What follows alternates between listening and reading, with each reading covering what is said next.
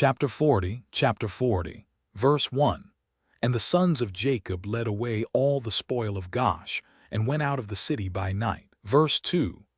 They were going out marching toward the castle of Beth-Corin, and the inhabitants of Beth-Corin were going to the castle to meet them. And on that night the sons of Jacob fought with the inhabitants of Beth-Corin, in the castle of Beth-Corin. Verse 3. And all the inhabitants of Beth-Corin were mighty men. One of them would not flee from before 1,000 men, and they fought on that night upon the castle, and their shouts were heard on that night from afar, and the earth quaked at their shouting. Verse 4. And all the sons of Jacob were afraid of those men, as they were not accustomed to fight in the dark, and they were greatly confounded. And the sons of Jacob cried unto the Lord, saying, Give help to us, O Lord. Deliver us that we may not die by the hands of these uncircumcised men. Verse 5. And the Lord hearkened to the voice of the sons of Jacob, and the Lord caused great terror and confusion to seize the people of Beth-Corin. And they fought amongst themselves the one with the other in the darkness of night, and smote each other in great numbers. Verse 6. And the sons of Jacob, knowing that the Lord had brought a spirit of perverseness amongst those men, and that they fought each man with his neighbor, went forth from among the bands of the people of Beth-Corin, and went as far as the descent of the castle of Beth-Corin and farther, and they tarried there securely with their young men on that night. Verse 7. And the people of Beth-Corin fought the whole night, one man with his brother and the other with his neighbor, and they cried out in every direction upon the castle, and their cry was heard at a distance, and the whole earth shook at their voice, for they were powerful above all the people of the earth. Verse 8.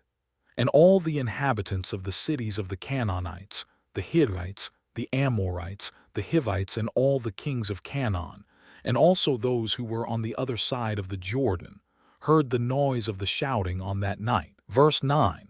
And they said, Surely these are the battles of the Hebrews who are fighting against the 7 cities, who came nigh unto them. And who can stand against those Hebrews? Verse 10. And all the inhabitants of the cities of the Canaanites, and all those who were on the other side of the Jordan, were greatly afraid of the sons of Jacob. For they said, Behold, the same will be done to us as was done to those cities. For who can stand against their mighty strength? Verse 11. And the cries of the Corinites were very great on that night, and continued to increase. And they smote each other till morning, and numbers of them were killed. Verse 12. And the morning appeared, and all the sons of Jacob rose up at daybreak and went up to the castle. And they smote those who remained of the Corinites in a terrible manner, and they were all killed in the castle. Verse 13. And the 6th day appeared, and all the inhabitants of Canaan saw at a distance all the people of Beth-Corin lying dead in the castle of Beth-Corin, and strewed about as the carcasses of lambs and goats. Verse 14. And the sons of Jacob led all the spoil which they had captured from Gosh, and went to Beth-Corin. And they found the city full of people like the sand of the sea, and they fought with them. And the sons of Jacob smote them there till evening time. Verse 15. And the sons of Jacob did unto Beth-Corin as they had done to Gosh and Tapnach, and as they had done to Chazar, to Sarton, and to Shiloh. Verse 16. And the sons of Jacob took with them the spoil of Beth-Corin and all the spoil of the cities, and on that day they went home to Shechem. Verse 17. And the sons of Jacob came home to the city of Shechem, and they remained without the city, and they then rested there from the war, and tarried there all night. Verse 18. And all their servants together with all the spoil that they had taken from the cities, they left without the city, and they did not enter the city. For they said, Peradventure there may be yet more fighting against us, and they may come to besiege us in Shechem. Verse 19. And Jacob and his sons and their servants remained on that night, and the next day in the portion of the field, which Jacob had purchased from Hamor for 5 shekels, and all that they had captured was with them. Verse 20. And all the booty which the sons of Jacob had captured was in the portion of the field, immense as the sand upon the seashore. Verse 21. And the inhabitants of the land observed them from afar, and all the inhabitants of the land were afraid of the sons of Jacob who had done this thing, for no king from the days of old had ever done the like. Verse 22. And the 7 kings of the Canaanites resolved to make peace with the sons of Jacob, for they were greatly afraid of their lives, on account of the sons of Jacob. Verse 23.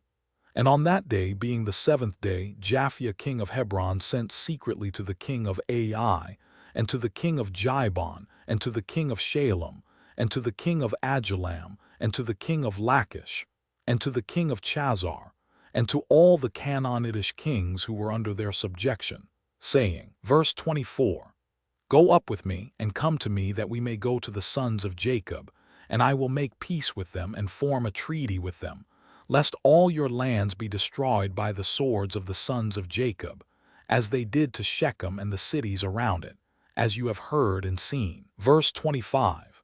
And when you come to me, do not come with many men, but let every king bring his 3 head captains, and every captain bring 3 of his officers. Verse 26. And come all of you to Hebron, and we will go together to the sons of Jacob, and supplicate them that they shall form a treaty of peace with us. Verse 27. And all those kings did as the king of Hebron had sent to them, for they were all under his counsel and command. And all the kings of Canaan assembled to go to the sons of Jacob, to make peace with them.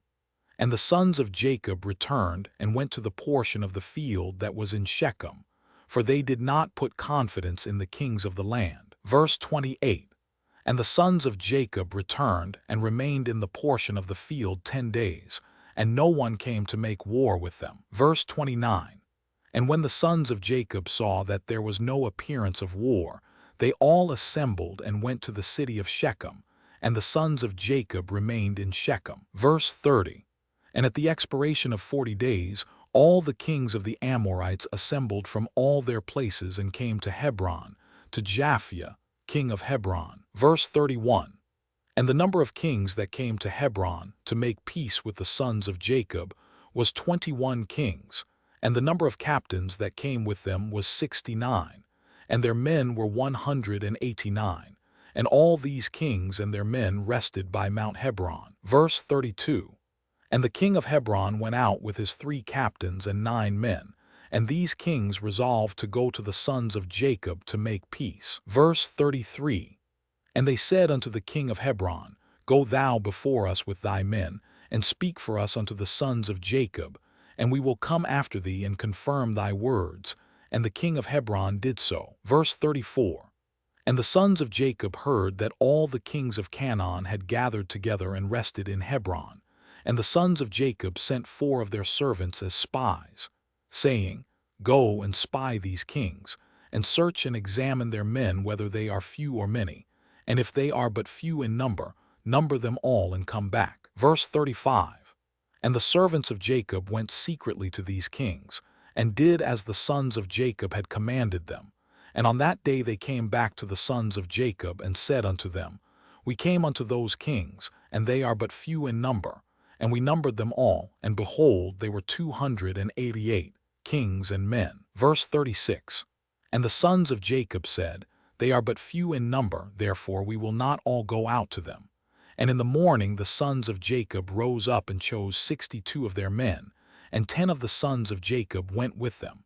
And they girt on their weapons of war, for they said, They are coming to make war with us, for they knew not that they were coming to make peace with them. Verse 37. And the sons of Jacob went with their servants to the gate of Shechem, toward those kings, and their father Jacob was with them. Verse 38. And when they had come forth, behold, the king of Hebron and his 3 captains and 9 men with him were coming along the road against the sons of Jacob. And the sons of Jacob lifted up their eyes, and saw at a distance Jasher, king of Hebron, with his captains, coming toward them. And the sons of Jacob took their stand at the place of the gate of Shechem, and did not proceed. Verse 39. And the king of Hebron continued to advance, he and his captains, until he came nigh to the sons of Jacob, and he and his captains bowed down to them to the ground. And the king of Hebron sat with his captains before Jacob and his sons. Verse 40. And the sons of Jacob said unto him, What has befallen thee, O king of Hebron? Why hast thou come to us this day? What dost thou require from us? And the king of Hebron said unto Jacob, I beseech thee, my lord, all the kings of the Canaanites have this day come to make peace with you. Verse 41. And the sons of Jacob heard the words of the king of Hebron, and they would not consent to his proposals. For the sons of Jacob had no faith in him, for they imagined that the king of Hebron had spoken deceitfully to them. Verse 42. And the king of Hebron knew from the words of the sons of Jacob that they did not believe his words. And the king of Hebron approached nearer to Jacob, and said unto him, I beseech thee, my lord, to be assured that all these kings have come to you on peaceable terms. For they have not come with all their men, neither did they bring their weapons of war with them, for they have come to seek peace from my lord and his sons. Verse 43. And the sons of Jacob answered the king of Hebron, saying, Send thou to all these kings, and if thou speakest truth unto us, let them each come singly before us. And if they come unto us unarmed, we shall then know that they seek peace from us. Verse 44. And Jasher, king of Hebron, sent one of his men to the kings, and they all came before the sons of Jacob, and bowed down to them to the ground. And these kings sat before Jacob and his sons, and they spoke unto them, saying, Verse 45. We have heard all that you did unto the kings of the Amorites with your sword and exceedingly mighty arm, so that no man could stand up before you, and we were afraid of you for the sake of our lives, lest it should befall us as it did to them. Verse 46.